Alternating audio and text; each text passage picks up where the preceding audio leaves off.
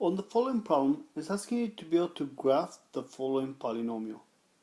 And we have a polynomial that is, the degree of the polynomial is to the fourth power.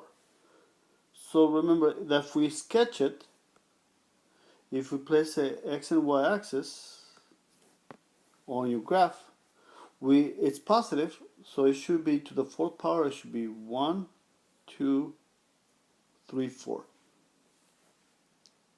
Now that'll be the actual little quick sketch, but we need to be a little more precise in this problem. First, I need to be able to find the y-intercept.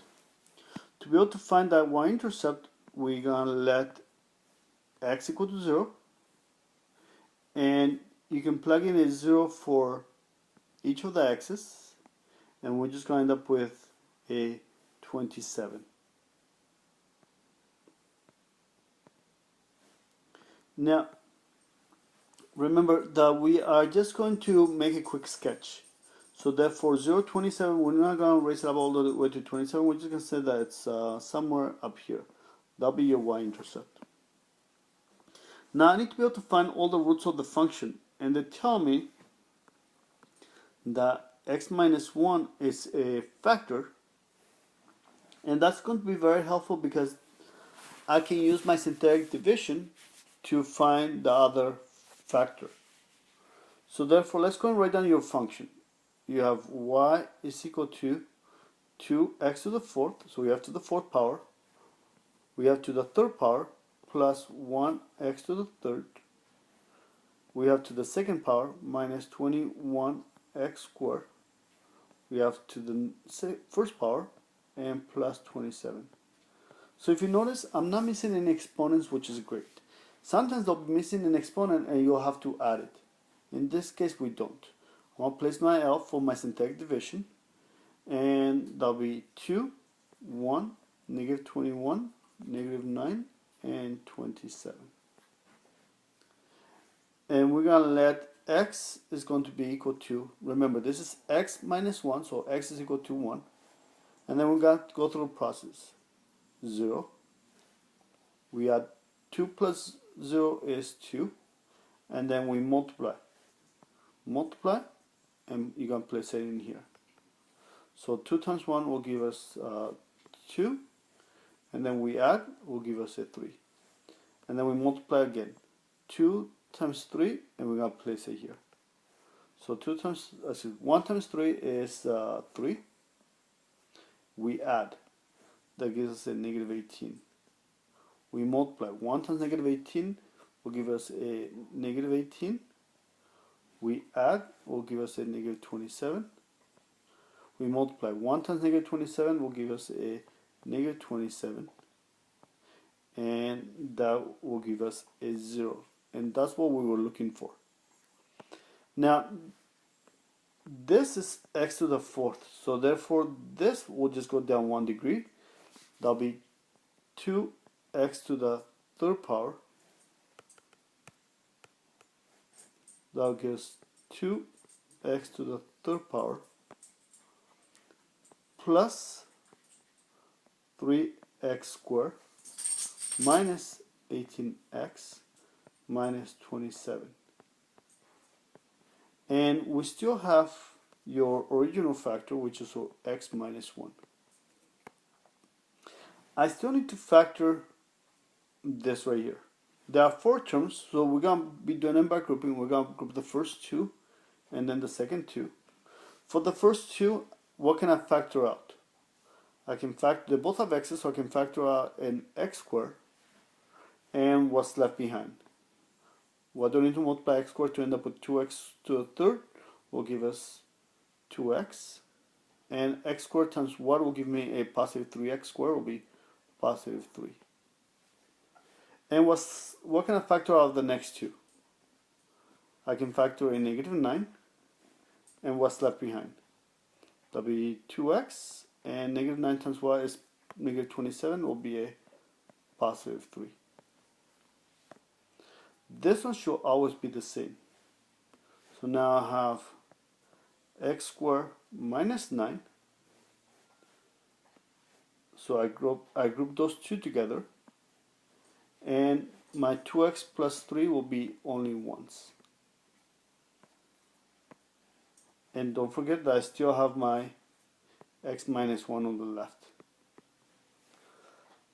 This can still be factored. It's the difference of two squares. So therefore, double parentheses. Factors of x squared will give me x and x. Factors of 9 will give me 3 and 3. 1 negative and 1 positive. I still have my x minus 1. And I still have my 2x plus 3. And now I'm going to solve each one. I'm going to use my zero product property and solve for x on each one. So I'm going to place each one equal to 0. So therefore that will give me x is equal to positive 1. X minus 3 equal to 0. So therefore x equal to positive 3. X plus 3 equal to 0. So therefore x is equal to negative 3. And on the last one, there'll be 2x plus 3 equal to 0. Move the 3 to the right, becomes a negative 3. And now I'm going to divide by 2. Divide by 2. So therefore, x is equal to negative 3 over 2. Those are my three x-intercepts. So therefore, my graph will cross at positive 1, at 3. It will also cross at negative 3. And negative 3 halves will be negative 1.5. So halfway in between. That'll be where it will cross. So far we have 5 points. Now letter C says use synthetic substitution to find another point. Now you can plug in you can't plug in a 1 because it's already taken, so we're going to plug in a 2.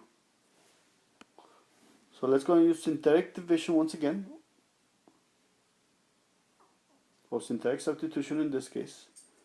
We're going to place my L, and I'm just going to copy the numbers from this section here.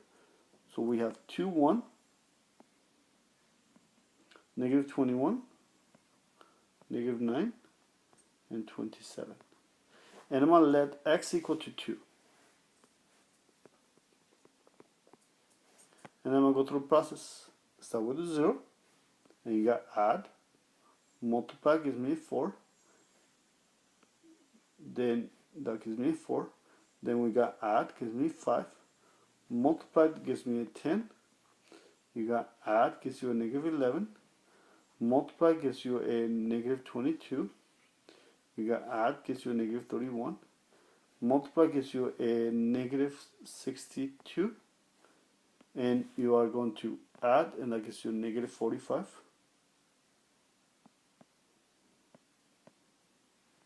What's it, 35? Negative 35, right?